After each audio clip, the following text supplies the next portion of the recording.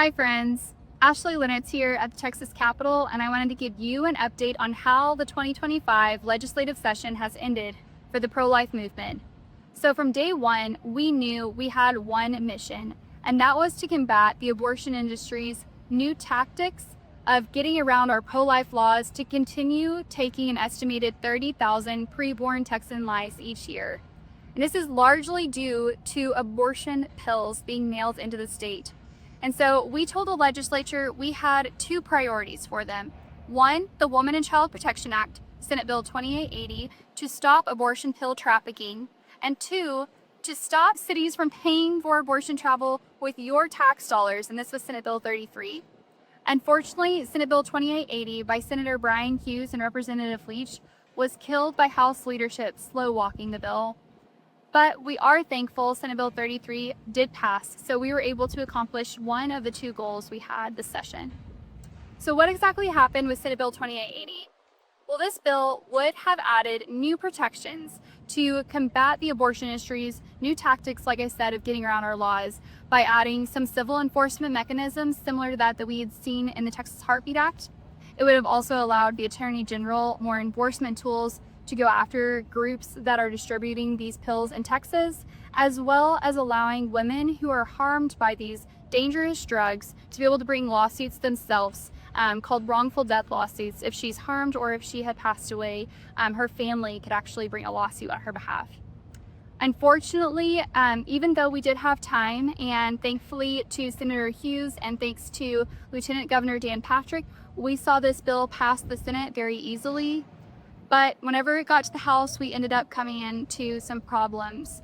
It was specifically Representative Ken King of the Panhandle, who's chairman of State Affairs, held up this bill for a month without voting it out of committee until this bill was just days and hours away from dying. It would have died in his committee 24 hours before he voted it out, and then he voted it out just in the nick of time, but not in time for the measure to get to the House floor and across the finish line. So this was one of the hugest disappointments that we did see, and we are still hopeful that there are new opportunities in front of us. But right now, it is about 19,000 preborn lives that are at stake every year that this measure is not in place. Like I said, this was the top priority of session, and we had lots of support, people from across the state coming out to support this measure. And I want to show you what some of our friends who came to the Capitol to testify for this bill said. So I'll show you that. Here you go. Most of the time, these drugs, when they come to these women, are unlabeled, as you've seen with Kelly. If they are labeled, they have no instructions or 8 pages of instructions in a foreign language, such as Russian, that no one can read. These women are then left alone because they're afraid to tell anyone that they're having this abortion. I've had women come in and show me pictures of clots the size of lemons that they have passed in their bathroom, most of which they have been told to pick through to look for their aborted child. One woman said, "There was so much blood, I had to wear adult diapers." And it's devastating for so many women in Texas and families, and not only the children that are dying because they're allowed to get these pills in the mail, but their mental health is suffering because of what they are going through and seeing in their bathrooms at home alone. Still, we did make progress thanks to God and friends like you. And like I had mentioned, we were able to see the passage of Senate Bill 33, our other priority bill, to stop cities from paying for abortion travel. And this was a really good, important step to bring us forward. Texas Right to Life and pro-life friends have already brought lawsuits, including the Attorney General, against cities for doing this, but now we have extra clarity. And we even had a woman who had started one of these abortion funds that cities are attempting to fund in Texas. She came up to the Capitol and she testified in support of this pro-life measure because she has come to realize that human life does begin at fertilization, as we scientifically know. And she came and supported this measure and our efforts, and I just want to share her testimony with you here. I believe life begins at conception, but I did not always believe that. I know from experience that an abortion access organization is fighting very hard to get around the law. That's their purpose. The idea is that abortion is difficult to access, and so with money and with volunteers, it becomes a lot easier, especially for the poor women who can't afford it otherwise. And in a way, that's kind of a alarming admission, right? That specifically they're helping the poorest women get the most abortions. I cannot imagine all of the harm I could have done with $500,000. So please make sure that the cities are not funding it. Thank you. We were also able to shepherd the passage of Senate Bill 1233, and this was by Senator Hancock and Representative Swanson.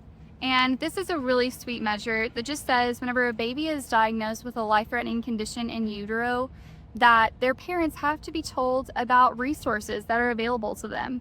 And we had many individuals come and support this measure, and one of them even talked about how this would have been impactful for her whenever her daughter was diagnosed with one of these conditions. And here's what she had to say on Senate Bill 1233. So my junior year of high school, I found out that I was pregnant, and I went on the course of what that would look like going into my senior year of graduating early and becoming a mother.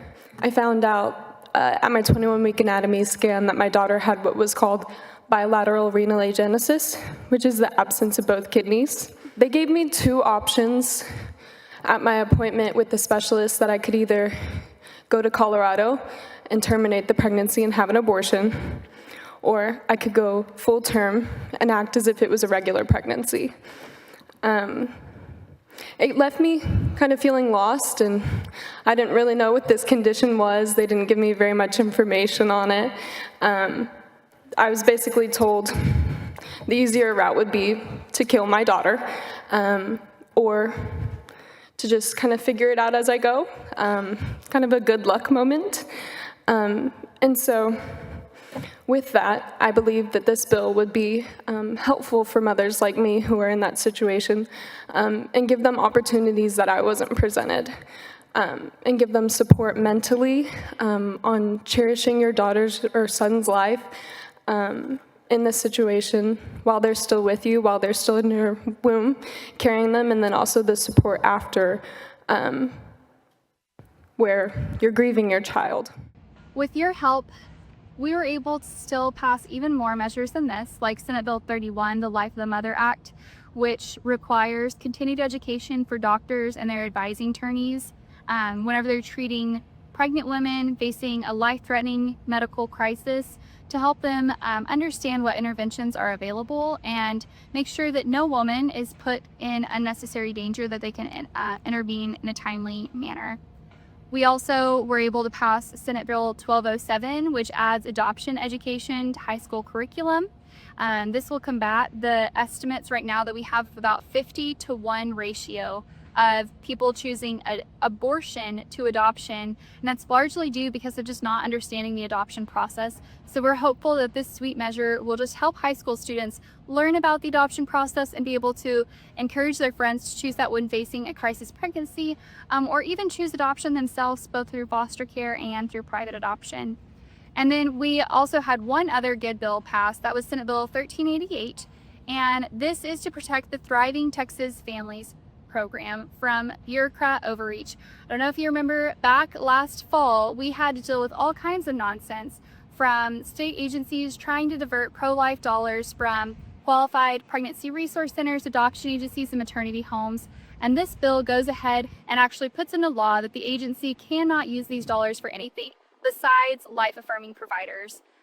And regarding this program, we were able to secure $200 million. Our goal had been $210 million, so we're just short of that. But that will be a huge step forward in helping make sure that whenever a woman is facing a crisis pregnancy in Texas, pro-lifers are standing beside her. And so we're very thankful for this progress, even though we did not see our pro-life priority, which is the most urgent measure that we need, pass. And so right now we stand at a critical moment. We have an opportunity still, if the governor will call what is called a special session, and he could add Senate Bill 2880, the Woman and Child Protection Act, to address the ongoing threat of abortion pills that are taking an estimated 19,000 preborn lives every year. If this is passed in the meantime, we could save thousands of lives. Unfortunately, if this is not passed until the next legislative session, we estimate 38,000 preborn babies and countless mothers may pass away and be harmed by these lethal drugs. And so right now we are praying and asking you to join us in prayer that there could be the opportunity for a special session.